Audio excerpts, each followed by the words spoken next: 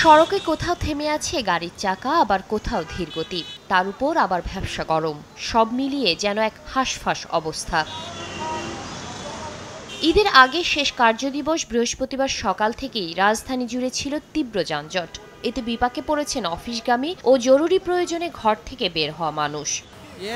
সাভার থেকে আসছি, 2-3 ঘন্টা লেগে গেছে ভাই। অন্যান্য দিন আমি 1 ঘন্টার মধ্যে পৌঁছাতে পারি, কিন্তু আজকে আমার প্রায় 1.5 ঘন্টার মতো সময় লেগেছে।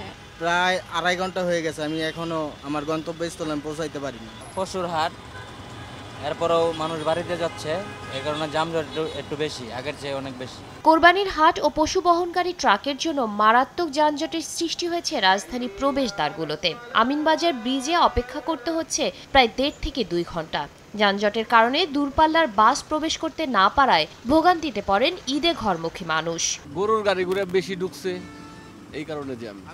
সকালবেলা ছিলাম 1.5 ঘন্টা, গাবতলী থেকে 2 ঘন্টা এলাম এই পর্যন্ত। অনেক যানজট, যানজটের কারণে সময় মতো আমাদের জায়গা মতো পৌঁছাতে পারি, অনেক সমস্যা হয়েছে। নগদে 500 টাকা বা তার বেশি পেমেন্টে পেতে পারেন ঢাকায় জমিসহ 20 কোটি টাকার পুরস্কার। এদিকে যানজট নিরসন ও মানুষের ঈদ যাত্রা নির্বিঘ্ন করতে কাজ করছে ট্রাফিক বিভাগ। সকলের প্রতিও অনুরোধ থাকবে যে আপনারা যাতে নির্বিঘ্নে আপনাদের বাসে বা ট্রেনে উঠতে পারেন, সেই জন্য হাতে একটু সময় নিয়ে বেরোবেন। আগামীকাল থেকে ঈদের ছুটি শুরু হওয়ায় এরই মধ্যে রাজধানী ছাড়তে শুরু করেছেন অনেকে। শাতিলা শারমিন, সময় সংবাদ, ঢাকা।